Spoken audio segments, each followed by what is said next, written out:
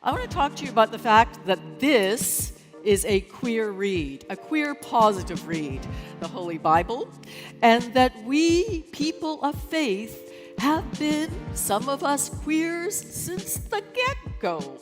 Now, here's a fast fact, a biblical fact, that you can drop at the next cocktail party to make yourself sound like a brilliant theologian. Do not take her advice. As you'll see in just a moment, if you share this fact, and I'm using air quotes here, at a cocktail party, anyone at that cocktail party who has ever heard of Sunday school is going to instantly know that you're not a brilliant theologian if you share this quote unquote fact. You'll sound like someone pretending to be a brilliant theologian, which is probably why you're so interested in coming off as a brilliant theologian. This is a painting done by Rembrandt of the very first Christian convert. It's called The Baptism of the Ethiopian Eunuch. Dead giveaway number one, that this is not an interesting fact that you should share at a cocktail party to come off as a high-minded theologian, is that the Ethiopian eunuch was decidedly not the first Christian convert. Now, it is possible that he was the first Gentile convert. It's possible that the author of the book of Acts, Luke, was trying to put most of the emphasis on Cornelius for whatever reason, because Peter goes to Cornelius and Phillip goes to the Ethiopian eunuch. But he was certainly not the first Christian convert. And first of all, isn't it interesting that the very first Christian convert was a person of color? But what was a eunuch? Well, some eunuchs were men that were forcibly castrated, but the vast majority of eunuchs were those who either chose to be castrated or their bodies weren't touched at all. They just had absolutely no interest in heterosexual sex. Therefore, they were safe around the king's harems. It's definitely true that there were some people who were referred to as eunuchs who were not literal eunuchs, meaning that they had been physically castrated. Why would you ever physically castrate a man? Well, one good reason is actually given in the talk. She says it could be that this individual is going to be around the king's harem. He's going to be around royalty, that we need to take care of these family lines and make sure that no one is impregnated, that no adultery happens, that no rapes occur, nothing like that. So we just castrate this individual. While it is true that there are other people out there that just because of a desire for chastity or whatever reason, they may just choose not to engage in heterosexual sex. The fact of the matter is that the castration was usually a component when a person we need to be sure that this individual is not going to do anything around the king's harem or the high women in high positions of power. Here's what Sean D. Burke has to say about the early church as it relates to this issue in queering the Ethiopian. When it comes to gender, it says, the primary question interpreters have asked regarding the Ethiopian eunuch's gender identity is whether he is to be read as a castrated male, although few have explicitly addressed this as an issue of gender. In the early centuries of Christian interpretation, when eunuchs were still a social reality, there appears to have been a consensus among interpreters that the Ethiopian eunuch was a castrated male. Jerome emphasized the eunuch's sterility, and Erator, a 6th century poet, referred to the Ethiopian eunuch's sterile body. Similarly, a passage in which he also referred specifically to the Ethiopian eunuch, Athanasius, Bishop of Alexandria, described the eunuch in general as being fruitless in nature. In On Baptism by Tertullian, a theologian in Carthage, and in the Latin translation of Irenaeus' Against Heresies, two different Latin words are applied to the Ethiopian eunuch, eunuchus and spado. The use of both terms, combined with the derivation of spado from a Greek verb meaning to tear or to rend, suggests that these interpreters also viewed the eunuch as a castrated male. Some subsequent interpreters shared this reading. Erasmus, for example, used yet another Latin term that emphasized the Ethiopian eunuch's status as a castrated male, everatus, unmanned one. Based on the role of eunuchs in antiquity as guardians of harems, Cornelius a Lapide, a Flemish Jesuit scholar, argued that the Ethiopian eunuch must have been castrated male because he served a queen whose inviolability he was charged with guarding. Even the Wikipedia article on the Ethiopian eunuch says, commentators generally suggest that the combination of eunuch together with the title court official indicates a literal eunuch. Now, her reasoning is that the majority of people who were considered eunuchs were people who had just decided themselves, and they weren't even physically, literally castrated. They just decided for themselves that they were just going to function in a chaste way and not engage. And perhaps that was because of conflicting sexual desires. Perhaps that was just out of devotion to God. We don't know in any particular case. But in this case, we do know that this was actually an official where it would have made sense for him to be an actually, literally castrated man. But for her case to go through, we have to assume that he wasn't a literal castrated individual. He was doing this of his own volition, and that it was because he had no interest in heterosexual sex, which meant the reason he didn't have interest in heterosexual sex was because he was queer. And this allows her to conclude this section by valiantly declaring, So I feel totally safe in saying that the very first Christian convert was a queer person of color. And that's in the Bible. it's in the Bible if you make about 3 or 4 assumptions that you just can't make and is not directly or indirectly indicated in the passage. Now, a person of color? Sure. And this is an interesting thing that needs to be mentioned, is the constant desire to package LGBT issues and civil rights issues that have to do with race as though they're exactly the same thing. And they are simply not exactly the same thing. Even if I was not a Christian, even if I had no inclination like this at all, I would still see them as different sorts of issues. And Phillip didn't want to baptize the eunuch because Phillip thought that the eunuch was sexually unclean. You remember that part of the story where Philip doesn't want to baptize the Ethiopian eunuch because he's sexually unclean? I don't remember that part of the story either. It's not in the Bible. Now, how did the eunuch convince Philip to baptize them? By knowing their Bible and quoting scripture at Philip.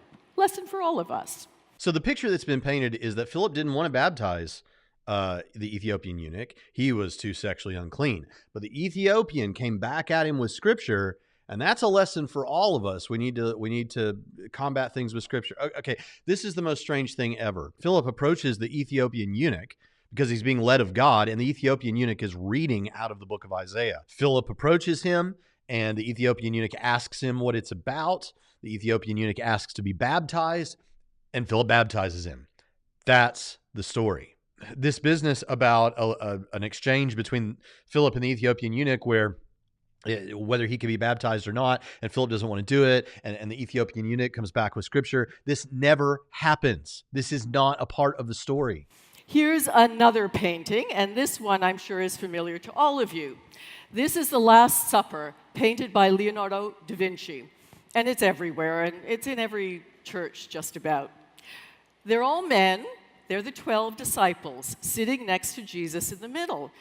But look at the one that's circled. That's John the Baptist, the disciple, it says, that Jesus loved. Dead giveaway number 2 that you will not come off sounding like a high-minded, brilliant theologian is if you refer to John, the disciple that Jesus loved, as John the Baptist, who was dead by this part of the story. Now, at first when I heard this, I thought maybe it was just a slip of the tongue. Let's keep going. And Leonardo was part of a huge tradition that always painted John the Baptist as a feminine man. John the Baptist. Think of what we know biblically about the person of John the Baptist, first of all, and ask yourself, is that a man that in any way comes off to you as feminine? Secondly, she shows here that it's not just that she misspoke. She just doesn't know that John, this disciple John, and John the Baptist are 2 different characters. Now, there actually is an interesting debate among some theologians that perhaps Lazarus is the disciple that Jesus loved, and John was just another one of the disciples. John wasn't the disciple that Jesus loved. Obviously, I think Jesus loved all the disciples, but this is a particular relationship that they had. Maybe that was Lazarus, maybe that was John. Most people think that that was John. But John the Baptist, this is not John the Baptist. Now, we don't really know why that tradition started, but we do know this, that there obviously wasn't anything wrong with being a feminized man in Leonardo's day, just like there shouldn't be anything wrong with it today. Now, did you notice what she just said? The summary of this section of her case is to say, what this shows is that in Leonardo's day, there certainly wasn't anything wrong with painting a feminized man. She might have said being a feminized man, but what we can say is there's certainly nothing wrong on the basis of this painting from painting a man who is to be respected or is an important figure in a feminized way. Okay, but this was supposed to be a queer reading of the Bible, telling me what was true about how people thought of how you could paint some men in Leonardo's day, Leonardo da Vinci's day, tells me nothing about what the Bible means in the Bible day. Do you understand? I mean, this to me is not difficult.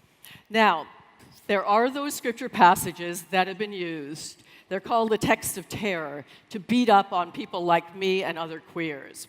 At this point, she's going to go off about passages in the Bible that are not hospitable toward her queer reading or passages that might come up. But the way she says it gives you the impression that to this point, we've been looking at all this mountain of biblical data that makes the case that she wants to make. But now, okay, there are those other passages. Let's talk about those. But understand that all we've seen so far is her speculating on speculations about the Ethiopian eunuch, and then telling you that John the Baptist, who's actually John the disciple, looks a little bit feminine in Leonardo da Vinci's day, proving that people in Leonardo da Vinci's day could paint feminized men. This tells us nothing. Neither one of these things tell us anything about the biblical perspective on these issues. They just don't.